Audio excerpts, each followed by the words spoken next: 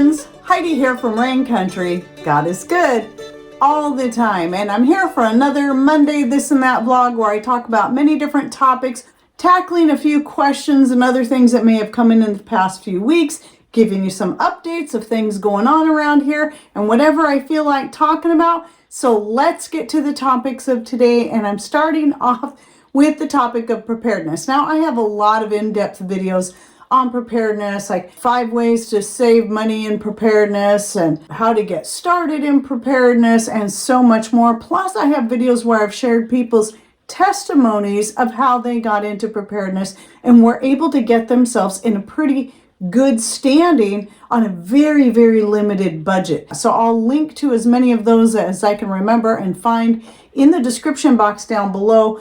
For those who are looking at getting started and they're like, I don't know how to go about it, I just can't afford anything extra. That's the main issue that I wanted to talk about today, is because whenever somebody says anything about getting prepared or maybe shows a picture of the things that they're doing, and all of a sudden there's going to be people that come out of the woodwork and get all bent out of shape because, well, I can't afford to do that. Well, to tell you the truth, we couldn't either when we first got started. We couldn't afford to buy solar panels and generators and a wood stove and all these other big fancy expensive things. We couldn't afford that. We started very small, just like what most people do. There's very few people that get into preparedness that just have money to throw away, that can go buy underground bunkers and all this fancy schmancy stuff. This was pretty much our whole marriage. And as of late next month, we'll have been married for 34 years.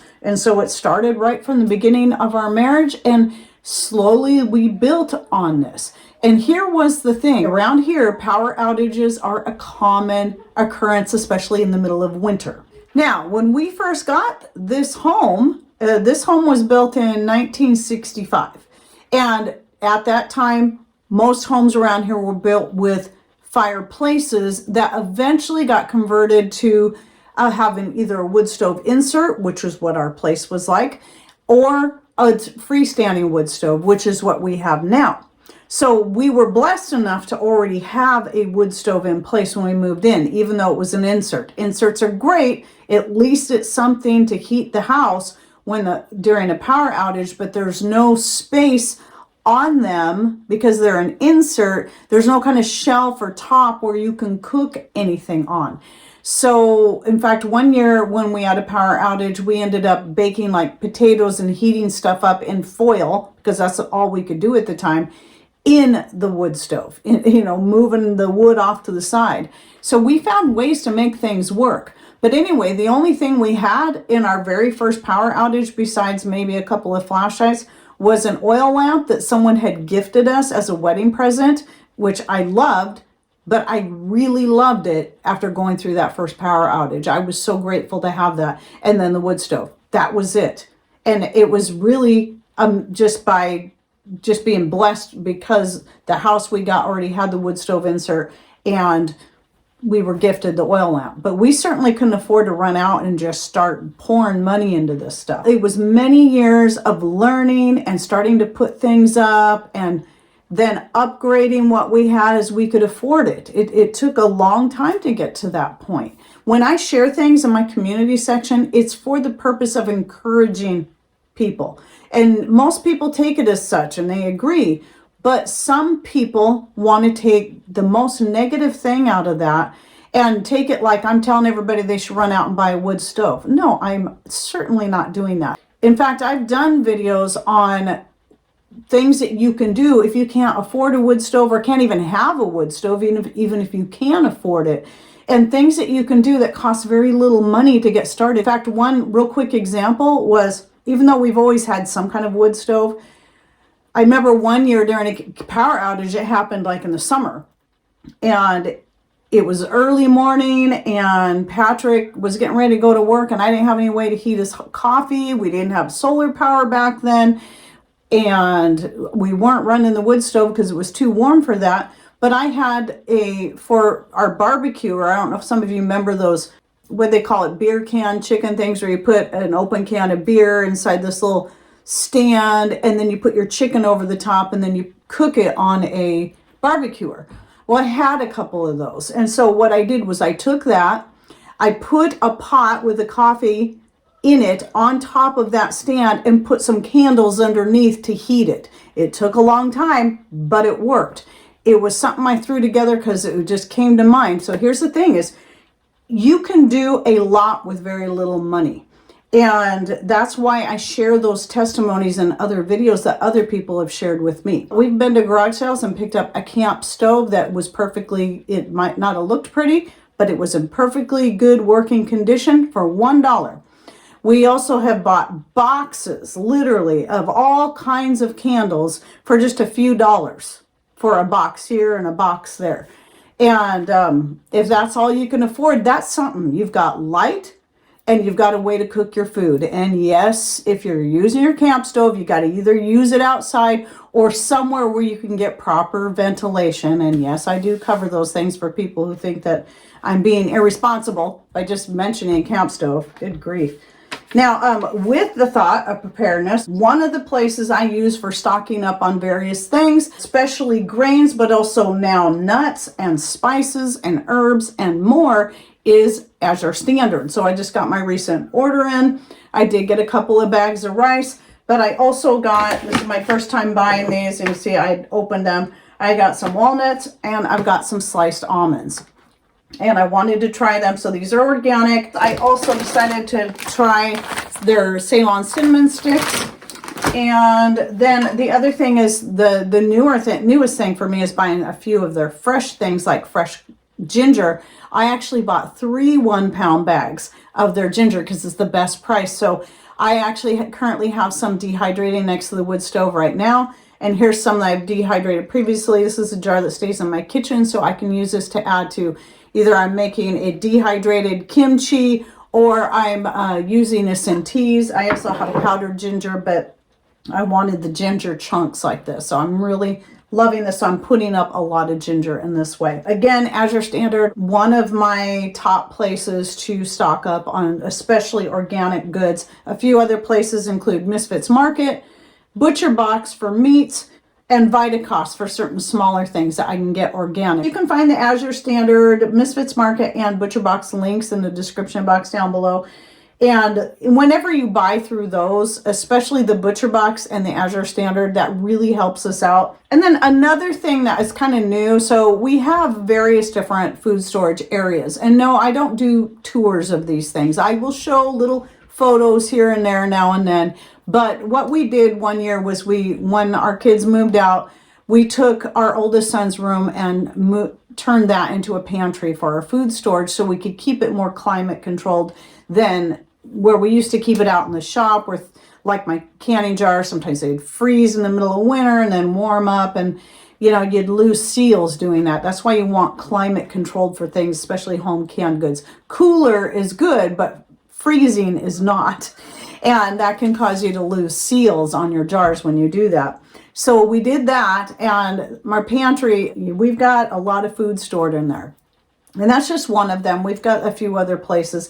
But one of the new things I added was because out here in the foyer, for those of you who are new, I used to teach dance and martial arts. So on the other side over here is a big dance and martial arts room that we had built on there. And then there's the foyer. Well, I was using the foyer as a place to stack unused jars, and then also the herbs. So during the time of the year when I'm collecting the herbs from the garden and dehydrating them up, I would fill up the jars and just stick them out here in the hall and then grab them.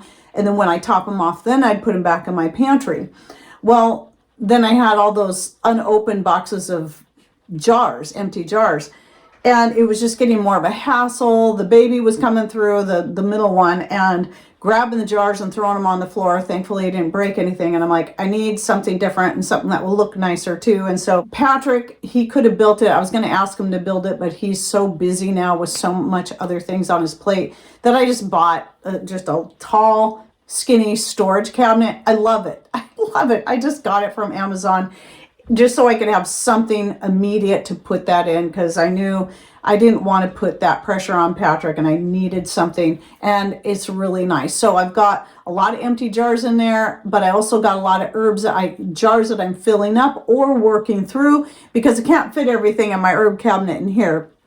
And so those empty jars in that cabinet, the ones that there's quite a few empty jars in there because I took them all out of their boxes and put them in that cabinet. My plan is to fill all those up with something, whether it be dried goods, canned goods, or more. It's probably going to be mostly dried goods and nuts and seeds and more. So that's just a little update on how my food storage thing's going. And by the way, I would say we probably have, and again, just a reminder, this has taken us years to get to this point, years. But we probably have about 3 years worth of food storage at any given time. And we like to keep it that way. So I always keep restocking. But a lot of times I'm adding new things to our food storage or beefing it up a little bit more and getting things while I can when they're on sale. So now the next thing I want to talk about is you might have seen the pepperoni video that came out. Was it last week, week before? If you missed it before, I did use it on pizza and it was delicious. It was the best pepperoni pizza ever. But anyways, and I wanted to give you an update on that because I think in that video I was talking about taking that same blend that I use with the turkey and elk. It could also be just plain beef or beef and turkey or whatever it is you have. And then using that raw, because when I make my Italian sausage soup, I like to throw clumps of the sausage in raw once the soup is boiling. So I thought I'm going to make that again at some point and try it out. And I did yesterday. I made some and I loved it. It turned out great. So it was perfect. In fact, what I did was I made the same batch. I got a pound of elk, a pound of turkey. I took that meat. After I blended the meats together, I separated them in half in 2 separate containers, seasoned one with the Italian seasonings that I use for the pepperoni, and then seasoned the other one to make it something I could use as breakfast sausage. And normally I would make them round, but I ended up making them kind of oblong so they'd fit better in the pan when I go to cook them. So that's what I did. I cooked them all up, and Patrick had a couple for breakfast. I took the rest and stuck them in the freezer so that I could just pull them out and then just heat them up on the wood stove for breakfast. And it makes a good pork replacement all the way around for a lot of different things. So I've been doing pork-free breakfast sausages for years, usually just using beef, but I'll use venison or I'll use elk, whatever I happen to pull out of the freezer and thaw out in any of them. One thing I do find with the wild meat though, you got to add some kind of fat to it. If you're just using beef, there's usually enough fat in it. You don't need to add fat to it. But when I've made the breakfast sausages out of just elk or venison, I really have to add a little bit of like maybe some avocado oil or coconut oil that's been melted to it without the refined coconut oil, just to add a little fat in there so it's not so dry when you go to cook it up. But anyway, I do have an old video I did years ago on making a pork-free breakfast sausage. I have 2. I have one using beef, one using elk or venison, one of the 2. You've been hearing me talk about my Rumble channel a lot, especially because of what's been happening to me. Yes, there are 2 accounts out there for Rain Country Homestead, and yes, they are both mine. Because I made the same mistake that Zach made when he set up his account at an American Homestead, is that because it's a little confusing when you first set it up. You set up your account, then there's a place where it says create channel. So you're like, oh, I guess I have to do that separately. So you create a channel. Well, that was really unnecessary. And the reason they have it set up that way is if you want to have one account and have several different channels that maybe focus on different topics, you control them all from the one account. So that's what's going on there. But if you go to the link that I always provide in the description box, that's a link that goes to the channel that I have set up with the playlist and the featured video at the top. But what I didn't know until more recently is that even when I put those videos specifically for that channel, it actually goes to both. It posts to both accounts. So you can follow either account and see all the videos, but if you only follow my main account, the one that shows my face, you're not gonna see the playlist. They're not in there. They're only in the other account. So go to the link I give. That's the one that has currently 21,000 subscribers, where the other one only has not even 5,000. So people are like, are these both you? I'm going to report you if this isn't you and this is a fake account. No, they're both me. They're both me. One shows my face. One shows that wooden sign that my daughter-in-law made years ago that just says Rain Country. That's the profile picture. But when I reply to your comments, you'll see it's happening from the account that shows my face, because that's the controlling account. So if I had like 5 different channels, that's the account all the comments would come from.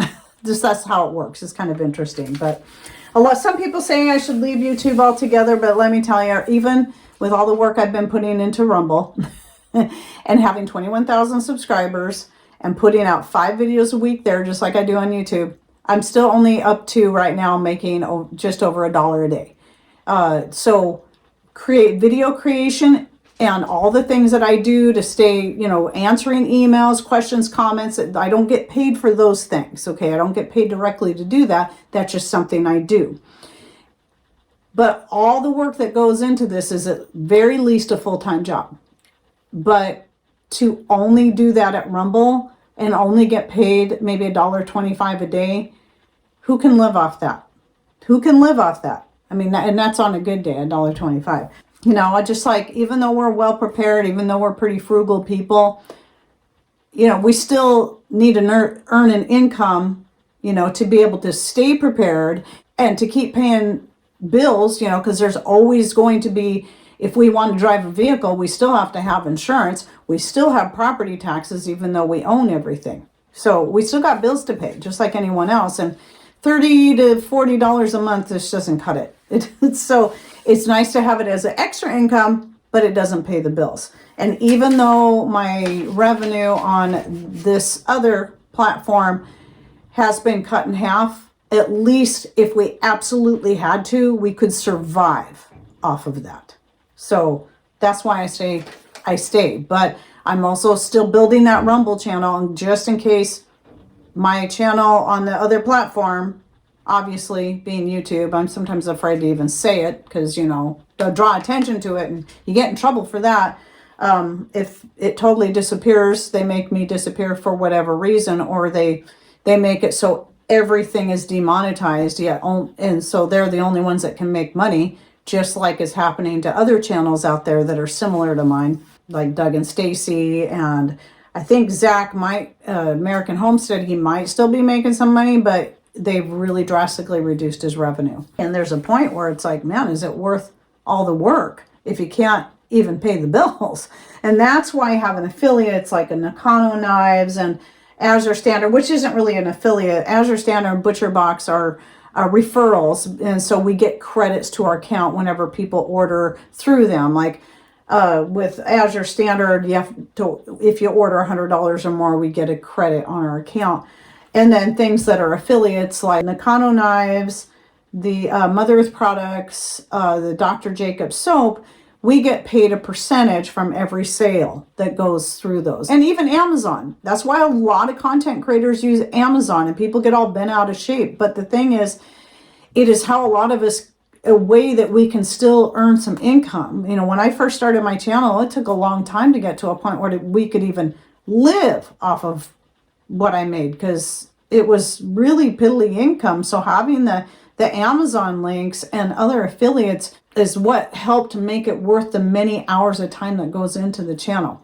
So the other thing I wanted to bring up too is that I've had people asking me, well, how can we help? Well, you don't have to buy anything or donate anything in order to help us out. How it works on either channel is that the content creator gets paid by views. We don't get paid by the amount of subscribers we have. We don't get paid for the amount of likes or dislikes we have. We don't get paid for the amount of comments. However, what does help us get our channels out there so that Rumble and YouTube will promote them more is when you interact. And that costs nothing but a few seconds at a time. So when you like, even when you dislike a video, this is an interaction that these platforms see as positive interaction. Whenever you comment and you keep commenting, or you're having conversations back and forth with each other, the more comments, the better, because that actually, the bots in the platforms will see, wow, there's a lot of interaction going on here. Let's boost this video. Let's get it out. Let's recommend it to more people. So then when a video gets recommended to more people, it gets more views, and that is where we make our money. That is how we earn revenue. That both platforms do take their own cut of, because obviously, that's basically like paying rent space to have a business somewhere in a place that you don't own. So anyway, I just wanted to share that with you just so you kind of know that you can help us in so many ways that don't have to cost you anything. Sharing our videos in any format, all of that stuff helps us in some form. So thank you for those who are really trying to, and not just me, all the other channels like Doug and Stacy and American Homestead and all the others that are going through these same things. Anything you can do, even just getting in there, letting their videos play, even if you're not interested, just turn the video on and go do what you need to do, giving it a like, giving it a comment, anything you can do. We really appreciate it. So anyway, I hope you enjoyed my this and that for the week, and any thoughts, ideas, questions you have, please put them in comments down below. And don't forget to check out the links I'll be putting in the description box by clicking on either more or show more somewhere down here below the video screen. If you're on Rumble, most likely you'll see an ad right below the video screen. Scroll past that ad. I don't know what it will be. They put whatever they want. And then somewhere down there, you'll see show more. On YouTube, it should say more. Click on that. It'll open the description box to find all the links that are there. All right. Well, thanks for watching. Take care and God bless.